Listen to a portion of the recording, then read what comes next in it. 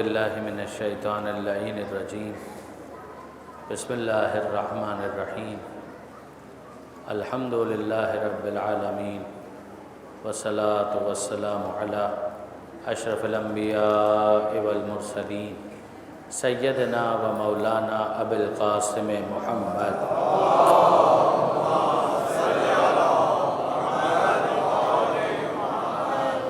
وأہل بیتہ الطیبین الطاہرین المعصومین المظلومین المنتجبین المنتخبین المیامین لا سیما علی الامام المنتظر والحجۃ الثانی عشر الذین اذهب اللہ عنہم الرجس وطہرہم تطہیرا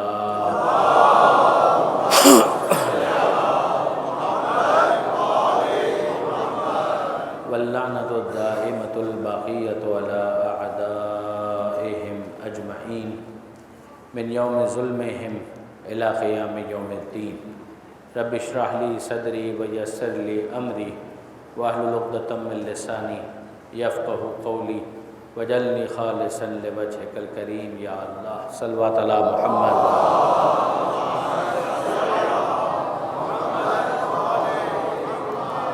اما بعد فقد قال اللہ سبحانہ وتعالی فی القرآن الحکیم بسم اللہ الرحمن الرحیم کم من فئۃ قلیلۃ غلبت فئۃ کثیرۃ بإذن اللہ واللہ مع الصابرین صلوات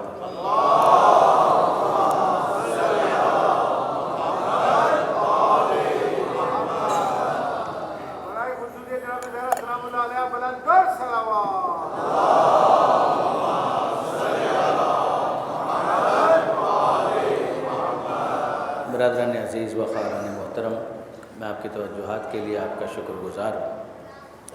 یہ سورہ مبارکہ بقرہ کی آیت ہے جسے مسلسل آپ سماعت فرما رہے ہیں، جس میں پروردگار عالم نے صبر کی طاقت اور صبر کی فورس کو بیان کیا، اور اسی کے ضمن اور اسی کے ذیل میں فکر حسین کی الف ب اس موضوع پر کچھ گزارشات میں آپ کے سامنے پیش کرنے کی سعادت حاصل کر رہا ہوں۔ اگر آپ غور فرمائیے اور پچھلی تقاریر آپ کے اذہان عالیہ کے اندر محفوظ ہیں تو یقیناً آپ متوجہ ہوں گے کہ صبر استقامت کا دوسرا نام ہے۔ اگر انسان میدان جنگ میں ہے تو بھی پروردگار عالم کا مطالبہ ہے کہ انسان استقامت کے ساتھ ڈٹا رہے۔ اگر مختلف مصیبتوں کا سامنا ہے تب بھی انسان سے توقع اس بات کی ہے کہ وہ سرنڈر نہ کرے، گیو ان نہ کرے، پروردگار عالم کے بارے میں اچھا حسن ظن رکھے، اچھا گمان رکھے، اچھا خیال رکھے کہ مصیبتیں بہرحال آتی ہیں، اور ان مع العسر یسرا، پریشانی اور مشکل کے ساتھ پھر آسانی بھی آتی ہے۔ یہ بھی نہیں ہے کہ جب وہ آسانی آئے گی تو پھر وہ ہمیشہ کے لیے ہوگی، پھر مشکل آئے گی، پھر اس کے بعد آسانی، پھر مشکل، پھر آسانی۔ تلک الایام نداولها بین الناس، یہ دن ہیں کہ جو ہم لوگوں کے درمیان پلٹاتے رہتے ہیں۔ ایسا نہیں ہے کہ ہر دن ایک جیسا ہو۔ خود نہج البلاغہ میں امیر المومنین حضرت علی بن ابی طالب علیہ السلام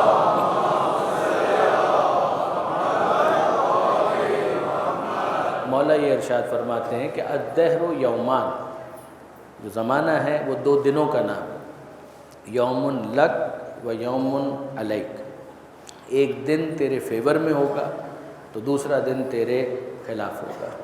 تو معاملہ اسی طریقے سے آگے بڑھتا رہتا ہے۔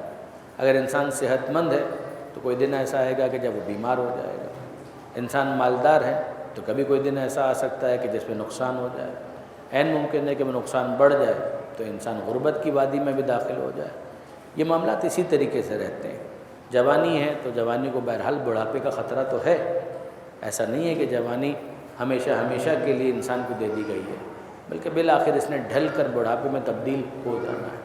تو ایک پروردگار عالم کا نیچرل ایک نظام ہے کہ جو اس نے ہمارے سامنے رکھا ہے۔ ہاں، یہ ہم سے ضرور مطالبہ کیا گیا ہے کہ انسان اپنی دولت کو بھی نعمت سمجھے، صحت کو بھی نعمت سمجھے، جوانی کو بھی نعمت سمجھے۔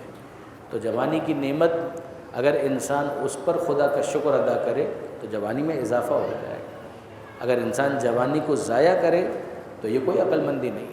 جس طرح سے دولت کو ضائع کرے تو یہ بھی کوئی عقل مندی نہیں، زندگی کو ضائع کر دے تو یہ بھی کوئی عقل مندی نہیں۔ خودکشی کو کیوں حرام کیا گیا؟ اسی لیے حرام کیا گیا کہ زندگی ایک نعمت ہے، اب اگر کوئی کہے کہ بالآخر زندگی نے ختم تو ہو جانا ہے، تو جو کام 5 سال کے بعد ہونا ہے وہ آج ہو جائے، نہیں، پروردگار عالم کو جب اسے ختم کرنا ہوگا تب خدا ختم کرے گا۔ آپ بندہ بننے کی کوشش کریں، خدا بننے کی کوشش نہ کریں۔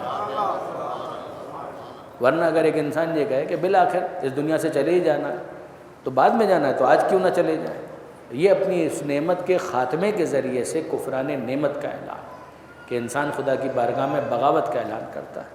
یہی معاملہ صحت کا ہے۔ کوئی کہے کہ جب بالآخر بیمار ہونا ہے تو آج ہی ہم کیوں نہ بیماری کو قبول کر لیں، نہیں، آپ نے صحت کو نعمت کیوں نہیں سمجھا؟ صحت پروردگار عالم کی نعمت ہے، آپ اس نعمت کے ہوتے جتنے اچھے کام کر سکتے ہیں کیجئے، بیماری آئے گی تو اپنے طور پر خود ہی آ جائے گی، لیکن پھر بھی اس کا مقابلہ کرنا ہے۔ اور دیکھیں گے آپ کہ واقعاً کس طرح سے ذہن انسانی کو بلندی عطا کی ہے معصومین کی دعاؤں نے۔ یعنی آپ ذرا دیکھیے کہ معصومین کی دعاؤں نے ذہن انسانی کو کتنی بلندی عطا کی۔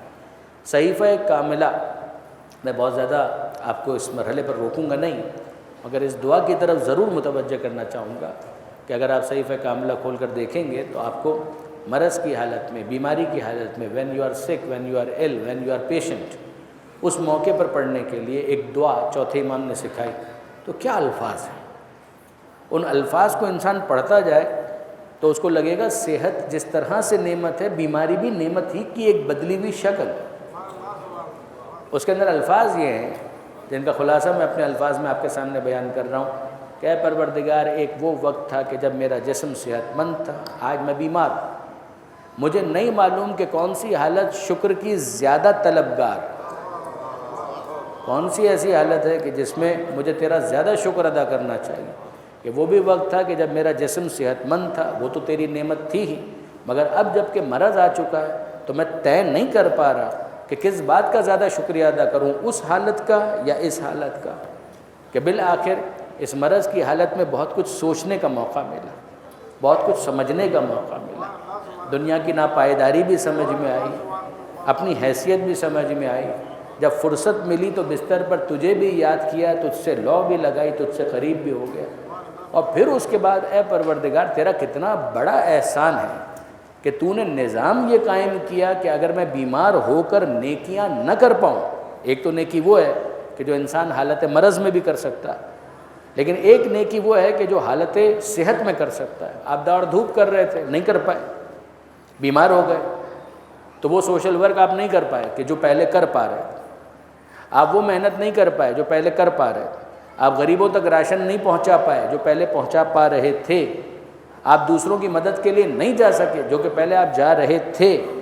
تو اب امام فرماتے ہیں کہ اے پروردگار یہ تیرا کتنا بڑا احسان ہے کہ تو نے نظام یہ قائم کیا کہ بیماری کی وجہ سے اگر میں کوئی نیکی انجام نہ دے پاؤں، اور یہ طے ہے کہ اگر صحت ہوتی تو میں انجام دیتا، تو نے فرشتوں کو حکم دیا کہ چونکہ مرض میں نے دیا ہے لہٰذا اس ثواب سے اس کو محروم نہیں کیا جا سکتا۔ یقین جانیے یہ لطف پروردگار نہیں ہے، فضل پروردگار نہیں تو اور کیا ہے، درود بھیجے گا محمد و آل محمد۔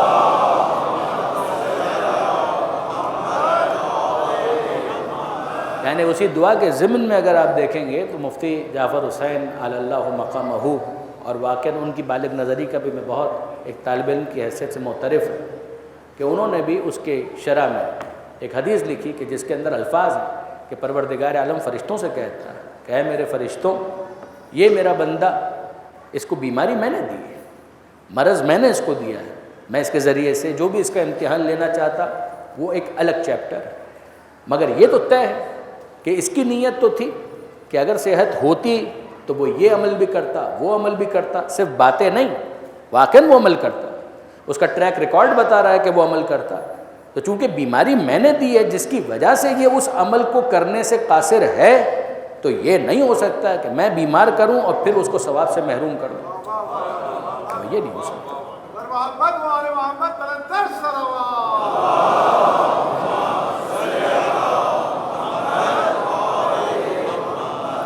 تو آپ دیکھیں گے کہ یہ لطف پروردگار، یہ عنایت پروردگار، یہ پروردگار عالم کی طرف سے آتا ہے۔ جو میں عرض کرنا چاہ رہا تھا وہ یہ کہ حالات مختلف ہوتے ہیں، کبھی فیوریبل ہوتے ہیں، کبھی فیوریبل نہیں ہوتے۔ صبر اور استقامت کا مطلب یہ ہے کہ انسان راہ کا تعین کرنے کے بعد جتنا امکان ہے اس راہ پر آگے بڑھتا چلا جائے، اور پھر اس کے بعد he should be wise enough to set his priorities, کہ وہ اپنی ترجیحات کو طے کر سکے۔ یعنی یہ جو جملہ میں نے کہا ہے یہ خاص کوفے کے کانٹیکس میں کہا ہے، ایک جنرل پرنسپل بھی یہی ہے، مگر اس وقت جو میں نے کہا ہے کوفے کے کانٹیکس میں کہا ہے کہ a person must be and should be wise enough to set his priorities۔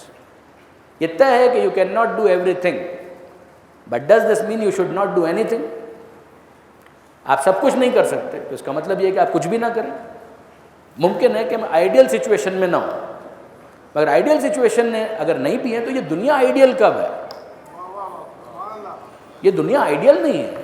دیکھیے آئیڈیل کا تو مطلب یہ ہوتا ہے کہ ہر چیز آپ کے موافق ہو، کمپیٹیبل۔ یہاں پر ہم ہیں تو ہمیں بھوک لگتی ہے، اس کا مطلب یہ ہے کہ یہ دنیا آئیڈیل نہیں ہے۔ یہاں پر ہم ہیں تو ہمیں پیاس لگتی ہے، بھائی بھوک لگتی ہے اس کا مطلب کیا ہے؟ کھانا نہیں کھائیں گے تو مر جائیں گے، تو آئیڈیل کہاں ہے؟ پیاس لگتی ہے اس کا مطلب یہ کہ پانی نہیں پئیں گے تو مر جائیں گے، تو آئیڈیل کہاں ہے؟ نہیں سوئیں گے تو مسلسل جاگتے جاگتے سروائیو نہیں کر پائیں گے، تو آئیڈیل کہاں ہے؟ ذرا سا ویدر تبدیل ہوتا ہے تو کوئی وائرس لگ جاتا ہے، کوئی بیکٹیریا آ کر چپک جاتا ہے، کوئی دوسرا مسئلہ ہو جاتا ہے، بیمار پڑ، آئیڈیل کہاں ہے؟ جوانی سے بڑھاپے کا جو سفر ہے تو اس کا مطلب یہی ہے کہ وہ اعضاء و جوارے جو اپنی پرائم پر آ گئے تھے اب واپس ڈکلائن کی طرف جا رہے ہیں۔ آئیڈیل کہاں ہے؟ آئیڈیل تو جنت ہے کہ جہاں پر بھوک بھی نہیں لگتی، پیاس بھی نہیں لگتی، کھا بھی رہے ہیں تو مزے کے لیے اور پی بھی رہے ہیں تو مزے کے لیے، جہاں پر نہ کوئی تھکن ہے، نہ کوئی خستگی ہے، نہ شکستگی ہے، سو بھی رہے ہیں تو مزے کے لیے۔ آپ نے غور فرمایا یہ دنیا کا جو معاملہ ہے، this is not an ideal world, یہ آئیڈیل پلیس نہیں ہے۔ یہاں پر ہر چیز انسان کی کمفرٹ کے مطابق نہیں ہو سکتی، اس میں کچھ نہ کچھ ایسا ضرور آ جائے گا کہ جو انسان کے لیے ناگوار ہوگا، تلخ ہوگا، بٹر ہوگا۔ یہ تو پروردگار کا احسان ہے کہ اس دار امتحان میں کچھ ایسی چیزیں رکھ دیں کہ جو انسان کو انرجائز کرتی ہیں، ریفریش کرتی ہیں۔ اگر وہ بھی نہ رکھی ہوتی تو میں اور آپ کیا کر لیتے؟ یعنی جو میں عرض کرنا چاہتا ہوں ذرا سا اس کو سوچئے گا کہ بھئی ہمیں گوشت کی ضرورت ہے، یہ تو خدا کا احسان ہے کہ اس نے آگ کو پیدا کر دیا کہ اس پہ ہم گرم کر کے اس کو ٹینڈر بنا لیتے ہیں، ٹیسٹی بنا لیتے ہیں، مسالے ایڈ کر لیتے ہیں، ورنہ فرض کیجئے کہ آگ نہ ہوتی تو کیا کرتے؟ کچا کھاتے، یہ ہم کچا کھاتے ہیں۔ ورنہ پروردگار عالم نے انسان کو جب اس دنیا میں بھیجا ہے محتاج ہے کہ بھئی اگر یہ ایکسٹرنل سپورٹ نہ ہو تو پھر انسان سروائیو نہیں کر سکتا۔ تو آپ مجھے بتائیے اگر یہ گوشت ہم نہ پکا پاتے، اس کو گرم نہ کر پاتے، کک نہ کر پاتے، مسالہ نہ ہوتا، نمک نہ ہوتا، ایڈ نہ کر پاتے تو بھی کھاتے۔ یہ سبزیاں اگر ان کو ہم کک نہ کر پاتے تو بھی کھاتے۔ لیکن یہ ہے کہ یہ پروردگار کا احسان ہے کہ اس نے درمیان میں کچھ نہ کچھ ایسی چیزیں رکھ دیں کہ جس کے ذریعے سے یہ امتحان کے معاملات جو سروائیول کے لیے ضروری تھے ان کو بھی پروردگار نے کچھ ایسا بنا دیا کہ اس میں فلیور آ گیا، ورنہ نہ بھی ہوتا تو ہم نے بہرحال اس سے استفادہ تو کرنا ہی تھا۔ یہ میں آپ کی خدمت میں عرض کروں کہ یہ جو پورا کانسیپٹ ہے نا، میں نے بعض جگہوں پر ظاہر ہے کہ اس مثال کو شیئر بھی کیا، بلکہ مثال کیا یہ تو میرا اپنا واقعہ ہے۔ اب ظاہر ہے کہ یہاں پر جو بچے اور جوان مجھے نظر آ رہے ہیں، جس سے مجھے اندازہ ہو رہا ہے کہ اس علاقے میں اس امام بارگاہ کی اہمیت کیا ہونے والی ہے، اس علاقے میں اس امام بارگاہ اور مسجد کی کیا اہمیت ہونے والی ہے، واقعی میں فورسی کر سکتا ہوں۔ اور میں جو ٹرسٹیز یہاں کے ہیں ان کے ویژن کو یقین کیجئے کہ اپریشیٹ کرتا ہوں کہ جنہوں نے فورسی کیا، یہ ویژن تھا، اینٹیسپیٹ کیا انہوں نے کہ یہاں پر اس کی ضرورت ہے۔ جس جگہ پر جس کا بچپن گزرتا ہے نا، وہ جگہ اس کے لیے ہمیشہ ایک ناسٹیلجیا ہوتی ہے۔ اب میں اپنی بات کرتا ہوں، آپ میں سے جو افراد ریگولرلی مجھے سننے کے عادی ہیں وہ جانتے ہیں کہ میں نے کئی مرتبہ اپنے محلے کا ذکر کیا، کھارا در۔ مجھے وہ محلہ اتنا پسند ہے کہ کوئی کام نہ بھی ہو تو بعض اوقات ویسے ہی میں اس محلے میں چلے جاتا ہوں، اس لیے کہ وہاں پر میرا بچپن گزرا، وہاں کی مسجدوں کے اندر میرا وقت گزرا، وہاں کی امام بارگاہیں، وہاں کے ادارے، وہاں پر میں نے بہت وقت گزارا۔ کبھی کبھی لائٹر نوٹ پر میں یہ کہہ بھی دیا کرتا ہوں کھارا در کے بارے میں کہ الکھارا در مل کھارا در وما ادراک مل کھارا در۔ ایک قرآنی کا اسلوب ہے نا کہ الخاردر مل خاردر، تمہیں کیا معلوم کہ خاردر کیا ہے، وما ادراک مل خاردر، اور تم کیا جانو کہ خاردر کیا ہے. جیسے کہ ہم نے وہاں پر اپنا بچپن گزارا، تو وہاں پر یعنی اس فنومینا کو سمجھانے کے لیے جو میں نے آپ کے سامنے ابھی بیان کیا، مجھے ہمیشہ یہ مثال بہت کام آئی. وہاں پر ایک ادارہ تھا، شاید اب بھی ہے، انجمن خدام القرآن. وہاں پر ہم نے اپنا بہت وقت گزارا، کلاسز بھی لیں، نماز کلاس بھی اٹینڈ کی، اور اس کے علاوہ حدیث خوانی جس کو کہا جاتا ہے، تقریر کا جو فن ہے اس کی بھی بیسکس وہاں پر سیکھی. تو ہوا کیا کہ وہاں پر دینیات کا ایک امتحان ہوا کرتا تھا ماہ رمضان میں. امتحان لینے کے لیے ایک کورس اناؤنس کرتے تھے وہ، اور کہ بھئی توضیح المسائل کے اتنے اسباق ہیں، ان کو بچے تیار کر کے لے آئے. عام طور پر 14 ستارے علامہ نجم الحسن قراروی صاحب علی اللہ مقامہ کی سیرت کی اس زمانے میں وہ اس کو پروموٹ کر رہے تھے، تو وہ اس کو نصاب بنا دیا تھا کہ بھئی اس کا یہ 7ویں امام کی زندگی، اس کے یہ چیپٹرز، اس کی تیاری کر کے لے آئے. اور پھر اس کے بعد ایک دن معین ہوتا تھا، تو ماہ رمضان میں بڑی رونق ہوتی تھی، ہم لوگ جاتے تھے اور امتحان دیتے تھے. تو ہوتا یہ تھا، ایک کوشچن پیپر ہوتا تھا، آنسر شیٹ ہوتی تھی، اس کے اندر ہم لوگ جواب لکھ دیا کرتے تھے. وہ آپشن دیتے تھے کہ آپ اردو میں جواب لکھیں، انگریزی میں جواب لکھیں، گجراتی میں جواب لکھیں، یعنی جو جس لینگویج کے اندر کمفرٹیبل ہے اس لینگویج کے اندر وہ جواب لکھیں. تو ہم لوگ جا کر بیٹھ جاتے تھے وہاں پر ہمارے ایک حاجی صاحب ہوتے تھے. جس طرح سے یہاں پر بھی جو ٹرسٹیز وغیرہ ہیں جو ان ایکٹیویٹیز کے اندر، ان کو عربی کے اندر کہتے ہیں رجال دین. رجال دین یعنی مردان دین، یعنی جو دین کا کام کرنے والے افراد ہوتے ہیں، جن کے دل میں درد ہوتا ہے کہ یہ بھی کچھ ہو جائے، اچھا یہ بھی کچھ کیا جائے، اچھا وہ بھی کچھ کیا جائے، اچھا قرآن خوانی ہونی چاہیے، اچھا دینیات کی کلاس ہونی چاہیے، اچھا مجلس ہونی چاہیے، ارے بھائی 10 دن ہے تو عشرہ ہونا چاہیے. یہ جو فکر کرنے والے جو افراد ہوتے ہیں ان کو عربی کے اندر عام طور پر حوزے کی اصطلاح میں کہا جاتا ہے رجال دین، مردان دین، جو دین کی فکر کرتے رہتے ہیں. تو وہاں پر ایک تھے حاجی حسن علی گھانا والا. میں آپ سے بہت نزدیک ہو کر یہ بات کہہ رہا ہوں، بہت قریب ہو کر. حاجی حسن علی گھانا والا. حاجی تو وہ یوں کہلاتے تھے کہ حاجی انہوں نے کیا ہوا تھا. گھانا والا ان کا سر نیم تھا. یہ ہمارے خوجوں میں اسی طرح کے سر نیم ہوتے ہیں، دال والا، کھانڈ والا وغیرہ وغیرہ، اس طرح کے ظاہر ہے کہ آپ جانتے ہیں کہ سر نیم ہوتے ہیں. واقعاً بہت مخلص آدمی تھے. سفید کرتا پاجامہ پہنتے تھے، جنا کیپ لگاتے تھے، وہاں پر بیٹھتے تھے. ان کی گجراتی زدہ اردو آج بھی مجھے یاد ہے. گجراتی ممزوج کر کے، مخلوط کر کے وہ اردو بولا کرتے تھے، بولتے تھے. مجھے یاد ہے آج تک کہ ہم وہاں پر گئے اور ہمارے علاوہ 200-300 اسٹوڈنٹس وہاں پر بیٹھے تھے، اور وہ سب کے سب امتحان دے رہے تھے. کوشچن پیپر، آنسر شیٹ، اور ہم لوگ دیکھ دیکھ کے جواب لکھ رہے ہیں. بینچز بچھا دی گئی تھی کہ جس کے اوپر ایک ایک بینچ کے اوپر 2 افراد بیٹھے ہوئے تھے. ایسے میں حاجی صاحب، وہاں پر ایک خادم تھا جو کام کرتا تھا، اس کو کہا کہ بھائی بچوں کو پانی پلاؤ. بچوں کو پانی پلا دیا انہوں نے. تھوڑی دیر کے بعد حاجی صاحب کو خیال آیا تو انہوں نے کہا بچوں کے لیے دودھ لے آؤ، امتحان دینے آئے اور دودھ لے آؤ. وہ دودھ لے آئے. ہم سب کو دودھ، ظاہر ہے کہ یہ تو پہلے سے طے تھا کہ بچوں کو دودھ بھی پلانا. اچھا یہ وہ زمانہ تھا کہ جب گھر میں ہم لوگ دودھ بڑی مشکل سے ہفتے میں 1 آدھ دفعہ پیتے تھے، تو بہت اچھا لگتا تھا. شکر گھلی ہوئی اور اس کے اندر دودھ کوئی لا کر دیتے تو بہت اچھا لگتا تھا. تو وہ دودھ بھی ہم لوگوں نے پی لیا. پھر اس کے بعد پتہ نہیں حاجی صاحب کو کیا ہوا، یہ ایجنڈے میں نہیں تھا ان کے، یعنی اس کے لیے پہلے سے بجٹ ایلوکیٹڈ نہیں تھا. وہ کیسے پتہ چلا کہ انہوں نے جیب سے پیسے نکالے؟ وہ دودھ تو پہلے تیار ہو رہا تھا کچن کے اندر. پھر انہوں نے کیک کے لیے اس کو آواز دی کہ یہ بچے دودھ پی رہے ہیں، ان کو کیک بھی دو ساتھ میں، تاکہ وہ کیک بھی کھائیں. اور پیسے نکال کے ان کو دیے کہ جاؤ کیک لے کر آؤ. قریب میں ایک بیکری تھی، وہاں سے وہ کیک لے آیا اور ہم کو کیک دے دیا. ہم لوگوں نے کیک کھا لیا. تو بہت مزہ آیا، بہت مزہ آیا. دودھ پینے میں بھی بہت مزہ آیا، کیک کھانے میں بھی بہت مزہ آیا. اس وقت میں نے اپنے آپ سے سوال کیے، میں بالکل آپ سے صحیح بات کہہ رہا ہوں، میں نے اپنے آپ سے سوال کیا یہ حاجی صاحب کتنے اچھے ہیں. دودھ بھی پلوایا، کیک بھی کھلوایا، اس سے پہلے پانی بھی فراہم کر دیا.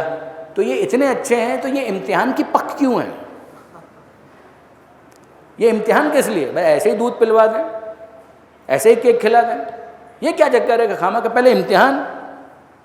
یقین جانیے کہ میں نے نہ ان سے سوال کیا، لیکن بعد میں جب میں نے غور کیا تو مجھے اندازہ ہوا کہ جو وہ جواب دیتے وہی خدا کا جواب، وہی خدا کا جواب. اگر کوئی پوچھے کہ کہ اے پروردگار اگر گوشت کھلانا ہے، دال کھلانی ہے، یہ سب کچھ کرنا ہے تو یہ ساری جھنجھٹ کس لیے، یہ امتحان کی جھنجھٹ کس لیے؟ حاجی صاحب کا جواب کیا ہوگا کہ اے میرے بیٹے، میں نے یہ دودھ، چائے، کافی، کیک، پانی اس کے لیے تم کو یہاں پر نہیں بلایا، بلایا تو امتحان ہی کے لیے تھا، بس امتحان کی تلخی کو پیسیفائی کرنے کے لیے دودھ اور کیک رکھ دیا۔ کہ یہی جواب خدا کا بھی ہوگا کہ اے بندوں، یہاں پر عیاشیوں کے لیے نہیں بھیجا ہے، بھیجا تو امتحان ہی کے لیے ہے، مگر اس امتحان کی تلخی کو کچھ کم کرنے کے لیے کچھ لذتیں بھی رکھ دی ہیں۔ درود بھیجئے محمد و آل محمد۔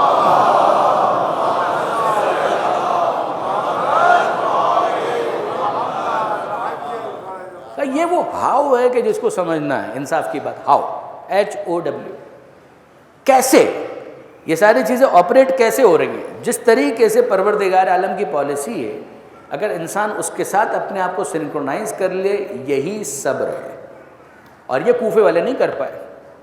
یعنی اگر آپ غور فرمائیے تو میں آپ کی خدمت میں عرض کروں گا کہ فکر امام حسین علیہ السلام کو سمجھنے کے لیے اہل کوفہ کے ایٹیچیوڈ کو سمجھنا بہت ضروری ہے۔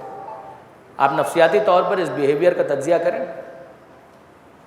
یہ بھی بہت بڑی خیانت ہے کہ یہ کہہ دیا جائے کہ جناب کوفے والے جتنے تھے سارے کے سارے شیعہ تھے، اور چونکہ سارے کے سارے شیعہ تھے لہذا وہ بے وفا ثابت ہوئے، اور شیعہ ہوتے ہی بے وفا ہیں۔ بہت خوب، اس کا مطلب یہ ہے کہ آپ نے لفظ شیعہ کے مطلب کوئی نہیں سمجھا، آپ نے لفظ شیعہ کے مطلب کوئی نہیں سمجھا۔ میں بھی عرض کرتا ہوں، شیعہ کون ہوتا ہے؟ الشیعۃ من شایع علیاً، جو جس کے ساتھ ہو وہ اس کا شیعہ ہوتا ہے۔ یعنی اگر آپ لفظ شیعہ کے بارے میں مجھ سے پوچھیں کہ یہ لفظ اچھا ہے یا برا، تو میں کہوں گا نہ اچھا ہے نہ برا۔ یہ لفظ شیعہ نہ اچھا ہے نہ برا، اس لیے کہ اس کا مطلب تو یہ ہے کہ جو جس کے ساتھ ہے وہ اس کا شیعہ ہے، تو جس کے ساتھ ہے اس کی نسبت سے دیکھا جائے گا کہ یہ لفظ اچھا بنتا ہے یا برا بنتا ہے۔ بنو امیہ کے ماننے والوں کو بھی شیعہ کہا گیا، شیعہ نے بنی امیہ، تو بنی امیہ کے اندر کوئی خوبی ہوگی تو ان کے شیعوں کے اندر بھی کوئی خوبی آئے گی، لیکن یاد رکھیے کہ اگر ان میں کوئی خوبی نہیں ہے تو یہ لفظ بھی اچھا نہیں رہے گا۔ لیکن الشیعہ اگر آپ اصطلاح میں دیکھیں تو شیعہ کہا جاتا ہے اس شخص کو جو علی کے ساتھ ہو، علی کی اولاد کے ساتھ۔ تو الشیعۃ من شایع علیاً، شیعہ وہ ہے جو علی کے ساتھ ہو۔ تو اب یہ علی کے ساتھ ہونے کی وجہ سے لفظ شیعہ غیر معمولی اہمیت کا حامل بھی ہو گیا، خوبصورت بھی ہو گیا، حسین بھی ہو گیا، جمیل بھی ہو گیا۔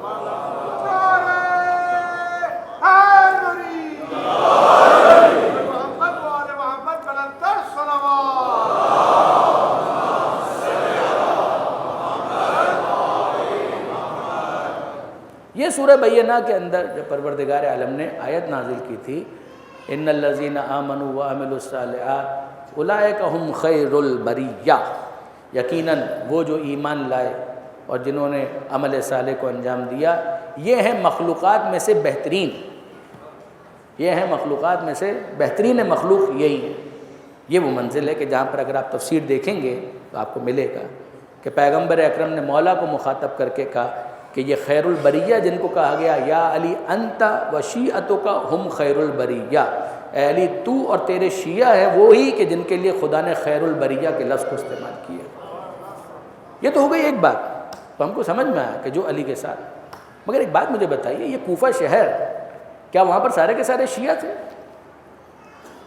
اور اسی معنی میں شیعہ تھے جو خلافت بلا فصل کا عقیدہ کہ ہم یہ کہیں کہ ہم علی کو مانتے ہیں؟ کیا مانتے ہیں؟ کہ پیغمبر اکرم کے بعد سب کچھ مانتے ہیں، کسی کو اچھا لگے تو بھی بات یہی ہے، کسی کو برا لگے تو بھی بات یہی ہے۔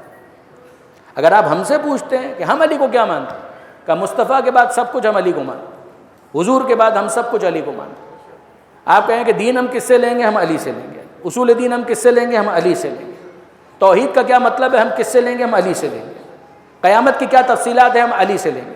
علم کلام ہو یا علم عقائد، فروع دین ہو یا شریعت، جو تفصیلات ہمیں لینی ہے ہم علی سے لیں گے، اس کو کہتے ہیں علی کا شیعہ، جو سب کچھ علی سے، علی ہی اس کا سورس بن جائے پیغمبر اکرم کے دین کو اخذ کرنے کے لیے۔ یہ ہے وہ کہ جو خلافت بلا فصل کے قائل، وہ کہتے ہیں کہ کوئی فاصلہ نہیں درمیان میں، مصطفیٰ کے بعد مرتضیٰ۔ کوفہ شہر کب آباد ہوا تھا؟ دوسری خلافت میں۔ جب دوسری خلافت تھی آپ اس کو تاریخ طبری میں دیکھیں یا کسی بھی کتاب میں دیکھیں، اس میں کوئی ڈسپیوٹ نہیں ہے کہ یہ دوسری خلافت تھی کہ جس میں شہر کوفہ آباد ہوا، اور باقاعدہ سعد بن ابی وقاص کے ساتھ کنسلٹیشن کر کے کہ بھئی فوجی چھاونی آباد کرنی ہے، مدائن کی آب و ہوا فوجیوں کو سوٹ نہیں کر رہی ہیں، تو اب کیا کیا جائے گا؟ ایک شہر آباد کیا جائے، اس کا نام رکھا جائے گا کوفہ، اس کے زمین کی ساخت کی وجہ سے۔ کوفہ شہر کو اگر آپ ہسٹوریکلی ٹریس کریں تو وہاں پر نوح علیہ السلام کا مقام بھی مل جائے گا، ادریس علیہ السلام کا مقام بھی مل جائے گا، وہ الگ بات ہے۔ میں بات کر رہا ہوں اس زمانے کی کہ جب پیغمبر اکرم نے اعلان رسالت کیا، at that particular point of time یہ سٹی، یہ کوفہ شہر اس وقت باقاعدہ شہر کے طور پر آباد تھا۔ جواب چین۔ کیا اس کو آباد کیا گیا؟ جی ہاں۔ کس زمانے میں؟ دوسری خلافت۔ کیوں؟ ایک فوجی چھاونی کے طور پر، فوجیوں کو وہاں کی آب و ہوا سوٹ نہیں کر رہی تھی کسی اور جگہ کی، تو یہاں پر 1,00,000 فوجیوں کو آباد کیا گیا۔ 100,000، 1 لاکھ۔ تفصیل آپ پڑھنا چاہیں تاریخ طبری کو دیکھیے اور دیگر کتابوں کو دیکھیے، آپ کو اندازہ ہوگا۔ باقاعدہ پلاننگ کے تحت گلیاں ایسی ہوں گی، مکان ایسے بنائے جائیں گے، اس انداز کا اسٹرکچر ہوگا، یہ ساری چیزیں مرکز کی طرف سے انسٹرکشنز دی جا رہی ہیں اور باقاعدہ اس علاقے کو آباد کیا جا رہا ہے۔ پھر جیسا ہوتا ہے کہ بعد میں دوسرے علاقے سے دوسرے افراد بھی آ کر وہاں پر مکان بنانے لگتے ہیں، وہ بھی اس آبادی کا حصہ بن جاتے ہیں۔ میں آپ سے پوچھتا ہوں کہ مجھے ایک بات بتائیے، یہ جس شہر کو فوجیوں کے لیے آباد کیا جا رہا تھا، تو آپ کا کیا خیال ہے یہ فوجی کیا کرتے تھے؟ خلیفہ وقت کی طرف سے جنگ کرتے تھے، تو اس کا مطلب وہ خلیفہ وقت کو مان رہے ہیں نا۔ اس کا مطلب یہ ہے کہ جو اس وقت خلیفہ کے طور پر متعارف تھے ان کو وہ مان رہے تھے۔ کا جواب جی ہاں، بالکل مان رہے تھے۔ تو جو ان کو خلیفہ مان رہے تھے وہ علی کو خلیفہ بلا فصل کیسے مان رہے تھے؟ وہ کیا مولا کو خلیفہ بلا فصل مان رہے تھے؟ جواب ملے گا جی نہیں، یہ خلیفہ بلا فصل نہیں مان رہے تھے۔ پھر اس کے بعد ان کی فیملیز آ گئیں، ان فوجیوں کی دوسرے افراد آ گئے، اس میں ایک مکس آبادی آ کر رہنے لگی۔ یقیناً اس کے اندر کچھ افراد وہ بھی آ کر رہنے لگے کہ جو مولا کو خلیفہ بلا فصل مانتے ہیں، مگر ان کی اکثریت ان لوگوں پر مشتمل تھی کہ جو عام مسلمان جس طریقے سے دیگر خلفاء کو مانتے ہیں اسی طریقے سے مولا کو بھی مانتے ہیں۔ آج بھی آپ کو بہت سارے ایسے ملیں گے کہ جو مولا کو خلیفہ بلا فصل نہیں مانتے ہیں، مگر قصیدے بھی پڑھتے ہیں، منقبت بھی پڑھتے ہیں، اور ہم کو اچھا لگتا ہے، ہم کو اچھا لگتا ہے۔ ہم کبھی بھی کسی کو دور کرنے کے قائل نہیں ہیں۔ علامہ سید علی نقی صاحب کا ایک جملہ مجھے بہت پسند ہے، وہ فرمایا کرتے تھے کہ یہ شمع ولایت وہ ہے کہ جس کے گرد پروانوں کی کثرت ہمیں کبھی بری نہیں لگتی۔ کتنا پیارا جملہ ہے، درود بھیجیے گا محمد و آل محمد۔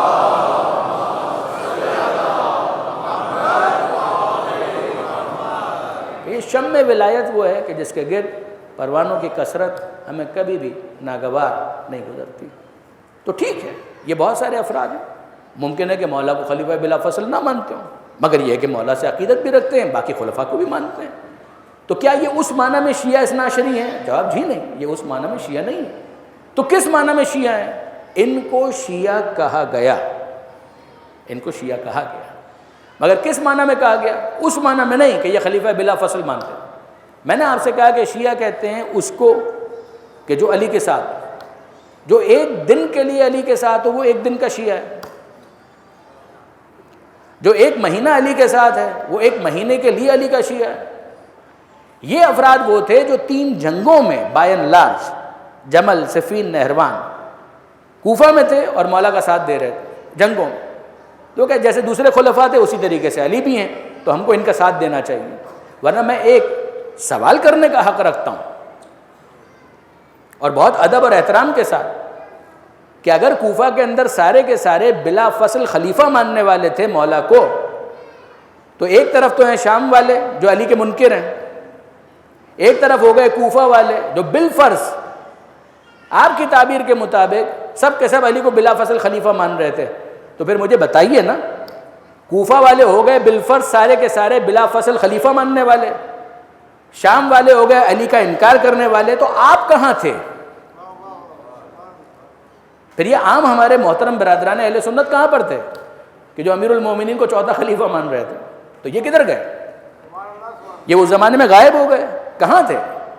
بات اتنی سی ہے کہ یہ افراد وہیں پر تھے، انہی کے درمیان وہ بھی تھے کہ جو مولا کو بلا فصل مان رہے تھے، یہ بھی تھے کہ جو مولا کو چوتھا خلیفہ مان رہے تھے۔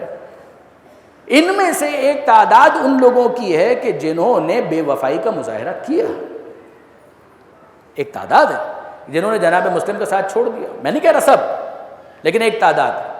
اب اگر میں بہت احترام کے ساتھ اور بہت احتیاط کے ساتھ یہ جملے کہہ رہا ہوں، یقین جانیے کہ میں بہت احتیاط کر رہا ہوں، مگر مجھے بتائیے کہ اگر ساتھ چھوڑنے والے شیعہ تھے تو کیا ساتھ چھوڑنے کے بعد بھی کوئی شیعہ ہو سکتا ہے؟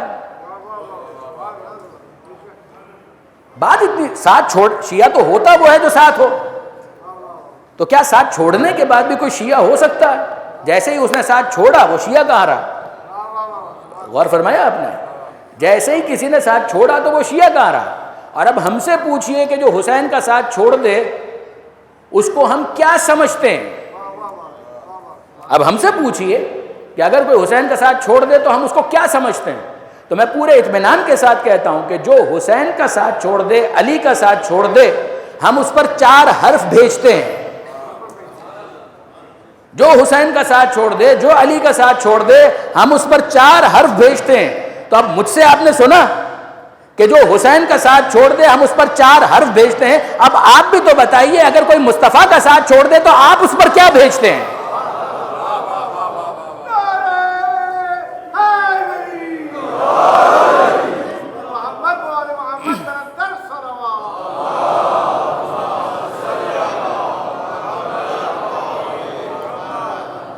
اصول تو نہیں بدلنا چاہیے کہ جو ساتھ چھوڑ دے اس پر 4 حرف بھیجیے، پھر اس کا کیا ربط اور کیا تعلق؟ ہاں ہم سے سنیے کہ ہمارا اور ان کا فرق کیا ہے۔ کوئی ہے ایک دن کا علی کا شیعہ، ساتھ چھوڑ دیا تو ایک دن کے بعد وہ علی کا شیعہ نہیں۔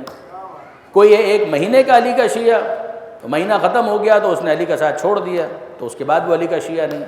کوئی ہے 3 جنگوں میں علی کا شیعہ، تو وہ 3 جنگوں تک علی کا شیعہ ہے، اس کے بعد نہیں ہے۔ کوئی ہے 2 جنگوں میں علی کا شیعہ، تو وہ 2 جنگوں تک علی کا شیعہ ہے، اس کے بعد نہیں ہے۔ مگر آپ ہم سے پوچھتے ہیں تو غدیر سے لے کر آج تک اور آج سے لے کر قیامت تک ہم علی ہی کے ساتھ ہیں، کسی اور کے ساتھ نہیں ہیں۔ درود بھیجیے۔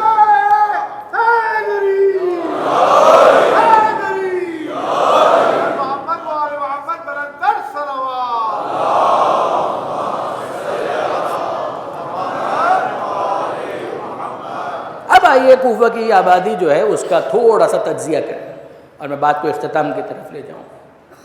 جس زمانے میں جناب مسلم میں نقل تشریف لائے تھے، 18,000 افراد نے جناب مسلم کے ہاتھ پر بیعت کی تھی، بالکل صحیح۔ ان 18,000 میں سے 4,000 افراد وہ تھے کہ جو جناب مسلم کی آواز پر لبیک کہتے ہوئے مقابلے کے لیے آ گئے تھے۔ باقی کہاں گئے؟ یہ یاد رکھیے گا، جناب ہانی ابن عروہ، ہمارا سلام ہو اس مرد بزرگ، مرد مجاہد پر تو بالآخر شہید ہوا، یہ جناب مسلم کے میزبان تھے۔ یہ جناب ہانی جب ان کو گرفتار کیا گیا دھوکے سے اور جناب مسلم کو اطلاع ملی تو یہ ایک ایمرجنسی کی سچویشن تھی، یا منصورہ امت کا نعرہ بلند کیا گیا، جس کے بعد 4,000 افراد اس زمانے میں اس وقت وہاں پر جمع ہونے کے قابل تھے، وہ جمع ہوئے۔ باقی افراد ناکہ بندی ہو چکی تھی۔ کوفہ شہر کوئی چھوٹے گاؤں دیہات کا نام نہیں ہے، بہت بڑا شہر تھا اس زمانے کے اعتبار سے، ناکہ بندی ہو چکی تھی، وہ نہیں پہنچ پائے۔ جو واقعاً کسی مشکل کی وجہ سے نہیں پہنچ پائے ان پر کوئی الزام نہیں، ان پر الزام اس صورت میں آئے گا کہ جب وہ یزید کی فوج میں شامل ہو کر حسین کے مقابلے پر کربلا پہنچے۔ کیا ان میں سے کچھ ایسے تھے؟ جواب جی ہاں۔ کیا وہ مجرم تھے؟ جواب جی ہاں۔ کیا وہ بے وفا تھے؟ جواب جی ہاں۔ کیا ان پر الزام ہے؟ جواب جی ہاں۔ کچھ وہ تھے کہ جنہوں نے نہ دشمن کی فوج میں شامل ہونا قبول کیا اور نہ ہی حسین کا ساتھ دینا قبول کیا۔ یہ وہ افراد ہیں کہ جو قاتلوں میں شمار نہیں ہوتے، مگر یہ سستی کے مرتکب ہوئے، بے وفا یہ بھی ہیں کسی نہ کسی درجے پر۔ ان میں کی ایک تعداد ہے کہ جنہوں نے بعد میں توابین کی تحریک شروع کی، جو ریپنٹنس کرنے والے تھے، جنہوں نے کہا کہ ہم سے بہت بڑا گناہ ہو گیا، ہم توبہ کرتے ہیں، جس کے نتیجے میں انہوں نے اپنی بعد میں جانیں بھی قربان کی کربلا کے واقعے کے بعد۔ یہ میرے نوجوان دوست ذہن میں رکھیں کہ ایسا نہیں ہے کہ کربلا کے واقعے کے بعد کوئی اپرائزنگ نہیں ہوئی، معاملہ کربلا پر ختم ہو گیا، جواب جی نہیں۔ توابین کی تحریک مت بھولیے گا، جناب مختار کا خروج کبھی فراموش مت کیجیے گا۔ حسین ابن علی کی شہادت کے بعد ایک حرارت پیدا ہوئی، سوئی ہوئی قومیں جاگنا شروع ہوئی۔ توابین کی تحریک، مختار کا خروج، اور مختلف علاقوں میں دیکھیں ہر جگہ آپ کو شعور بیدار ہوتا ہوا نظر آتا ہے۔ یہ حسین مظلوم کی قربانی کا نتیجہ ہے، یہ رائے گا نہیں گئی یہ قربانی۔ اب آگے بڑھیے، اسی شہر کوفہ کے اندر وہ جو 4000 تھے اور جناب مسلم تک پہنچ گئے، بعد میں کیا ہوا؟ انہوں نے ساتھ چھوڑ دیا۔ ان میں سے ہر ایک مجرم، یہ 4000 افراد کہ جو پہنچ گئے تھے، اور پھر انہوں نے جناب مسلم بن عقیل کو تنہا چھوڑ دیا۔ اب یہاں پر میں آپ کے سامنے عرض کرتا ہوں کہ مجھے ایک بات بتائیے، یہ جو کربلا کے اندر امام حسین علیہ السلام کا ساتھ دینے والے ہیں، جن کو ہم شہداء کربلا کہتے ہیں، کیا ان میں سے کوئی کوفہ سے بھی تعلق رکھتا ہے؟ ان کی تعداد 72 ہوں، 100 ہوں، 150 ہوں، جتنی بھی ہو، کتابیں آپ دیکھ ڈالیے، ابصار العین فی انصار الحسین، یہ عربی کتاب۔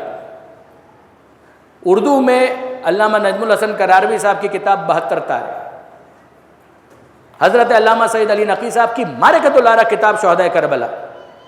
میرا بس چلے تو میں ایک جوان کو کورس کی کتاب کے طور پر یہ کتاب پڑھاؤں، شہداء کربلا، علامہ سید علی نقی صاحب کی بہترین کتابوں میں شامل۔ ایک کربلا کے شہید کا تعارف کروایا ہے اور تجزیہ کیا ہے، صرف حالات لکھ نہیں دیے، تجزیہ کیا اور کمال تجزیہ کیا۔ ان کتابوں میں آپ دیکھیں، آپ کو اندازہ ہوگا کہ کربلا کے شہداء میں سے 80%، 80%، انفیکٹ 80% پلس یہ وہ افراد ہیں کہ جن کا تعلق کوفہ سے تھا۔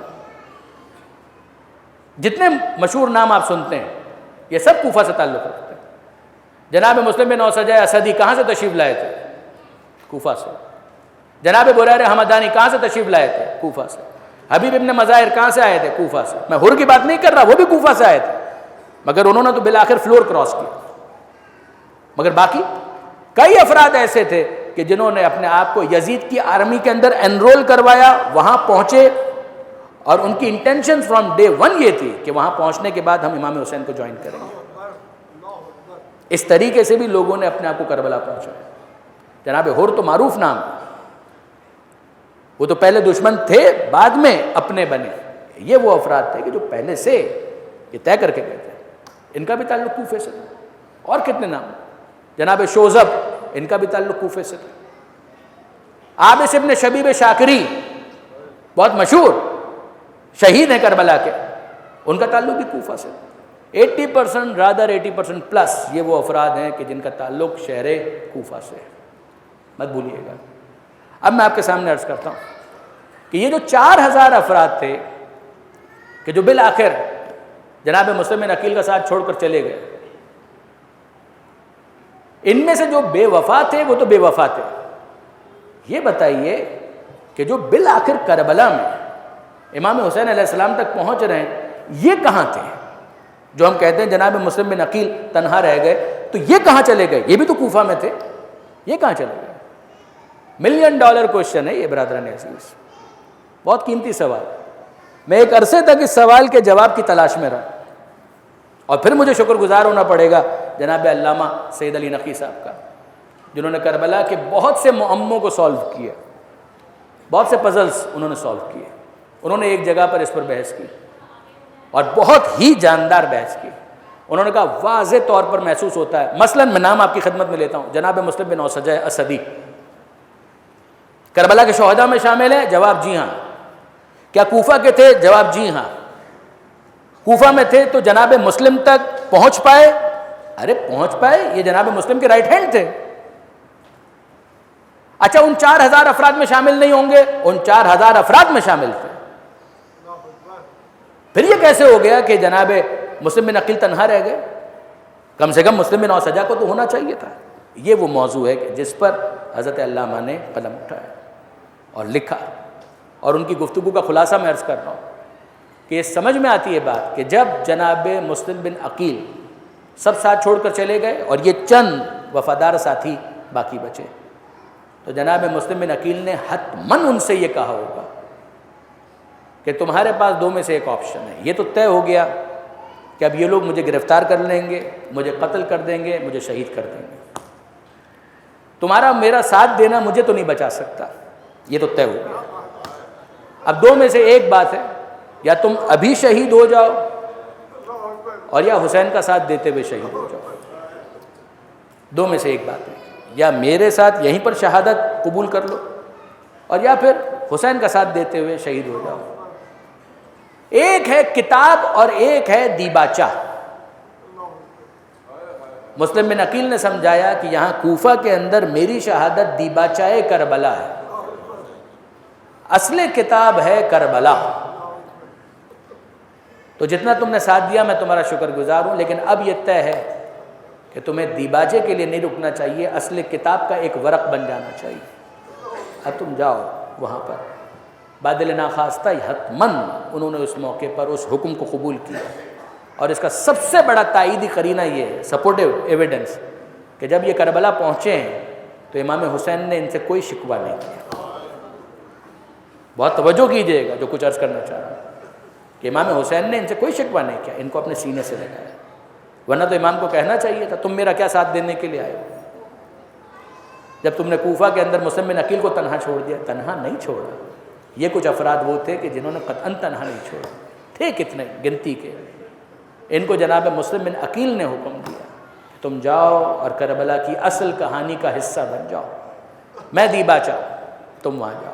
اور بس برادران عزیز، جناب مسلم بن عقیل نے تنہائی کی اس شہادت کو قبول کر کے ایک انفرادیت حاصل کی۔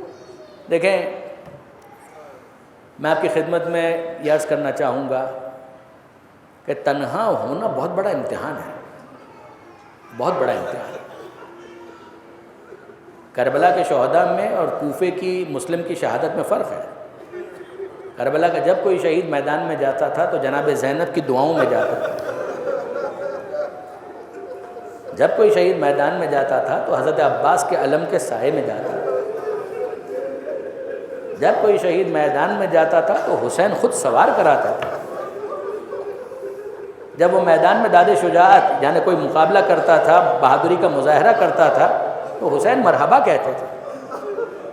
یہ اتنا اہم ہے کہ جب حسین مظلوم کربلا کے میدان میں تنہا رہ گئے اور لڑتے ہوئے میدان میں جا رہے تھے تو اس موقع پر عباس کے لاشے کو دیکھ کر کہا، بھیا عباس، جب تم میدان میں لڑ رہے تھے تو میں مرحبا کہہ رہا ہوں، کیا اپنے بھائی کو مرحبا نہیں کہو گے؟ حسین تنہائی کا احساس کر رہے ہیں۔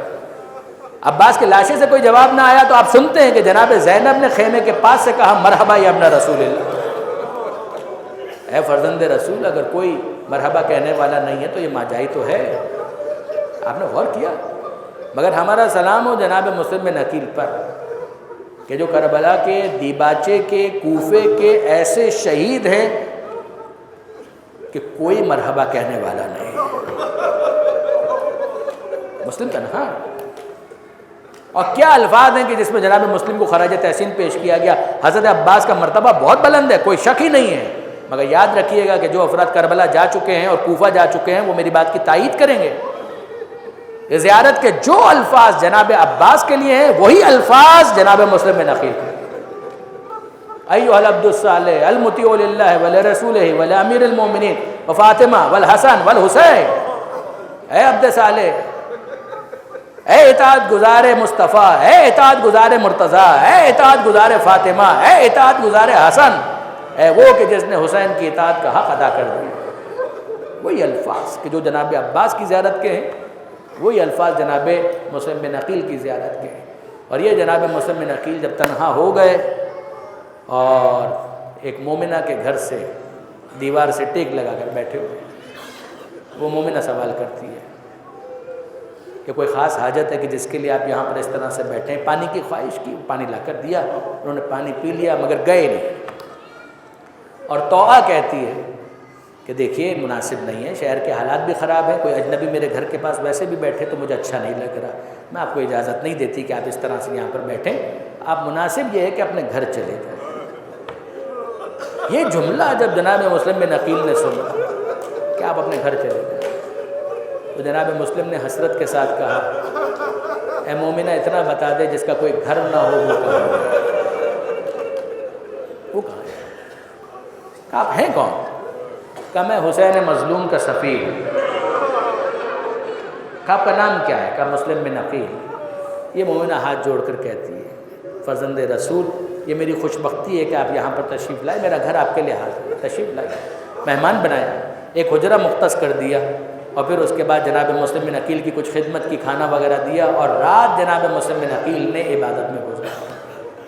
ظاہر ہے کہ اطلاع ہو گئی ابن زیاد کے قصر میں، جس کے نتیجے میں فوجیں آنا شروع ہوئیں، محاصرہ کر لیا گیا۔ جناب مسلم بن عقیل نے فوجیوں کی آواز سنی، صبح کا وقت، نماز ادا ہو چکی، تلوار نکالی اور باہر جانے لگے۔ اور جب باہر جا رہے تھے تو وہ توآ آ کر صدرہ ہوئی، اس نے کہا فرزند رسول آپ گھر میں رہ کر مقابلہ کیجئے تو آپ کے 3 طرف سے دیواریں ہوں گی، ایک طرف سے دشمن ہوگا تو آپ بہتر مقابلہ کر پائیں گے، بہتر دفاع کر پائیں گے۔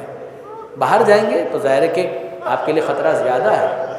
تو اب جناب مسلم بن عقیل نے جملہ کہا ہے کہ مومنہ بات تیری بالکل ٹھیک ہے، میں بھی اس بات کو سمجھتا ہوں، مگر اگر میں گھر میں رہا تو یہ فوج بے حیا تیرے گھر میں آئیں گے، تیری ناموس پر حرف آئے گا، تیری بے پردگی ہوگی، تو بھی تو یہاں پر موجود ہے۔ میں پسند نہیں کرتا کہ میری وجہ سے ایک عام مومنہ کا پردہ بھی پاؤں۔ آپ کا ذہن منتقل ہو گیا۔ میں آپ سب کی طرف سے ہاتھ جوڑ کر کہوں گا، اے عقیل کے غیرت دار مسلم، ایک عام مومنہ کے پردے کا اتنا خیال ہے، ذرا کربلا میں شام غریبہ میں آ کر، یہ عام مومنات نہیں ہے، یہ وارث چادر تطہیر ہے، یہ زینب و ام کلثوم ہے کہ جن کی چادریں چھینی جا رہی ہیں۔ جناب مسلم بن عقیل نے مقابلہ کیا، اور کیا مقابلہ کیا، ایک اور سینکڑوں اور ہزاروں کا مقابلہ۔ اَيَّكُمْ مِنْكُمْ 20 صَابِرُونَ يَغْلَبُوا 200، 20 ہوتے تو 200 پر غالب آنا چاہیے، یہ ایک ہے جو سینکڑوں اور ہزاروں کے اوپر غالب آ رہا ہے۔ یہاں تک کہ محمد ابن اشعث نے ابن زیاد سے کہا اور فوج بھیجو، اور فوج بھیجو، یہ الفاظ ہیں تبریک صراحت کے ساتھ کہ ابن زیاد نے کہا ایک آدمی کو پکڑنے کے لیے کتنی فوج چاہیے؟ اور اس نے جواب دیا یہ کسی کوفے کے بنی بقال کو گرفتار کرنے کے لیے نہیں بھیجا، یہ ہاشمی شیر ہے، یہ ہاشمی شیر ہے، اگر پوری کوفہ کی فوج مل کر اس ایک کو گرفتار کر لے تب بھی کامیابی۔ بالآخر وار ٹیکٹک کے ذریعے سے گڑھا کھودا گیا، جناب مسلم بن عقیل کو گھیر کر لایا گیا، اور جناب مسلم اس میں گرے، ان کو گرفتار کیا گیا، ہاتھ باندھ دیے گئے، سر تا پا زخمی، ہونٹ بھی زخمی، پورا وجود زخمی، یہاں تک کہ جب دربار کے اندر لایا گیا تو کسی نے کہا کہ امیر کو سلام کرو۔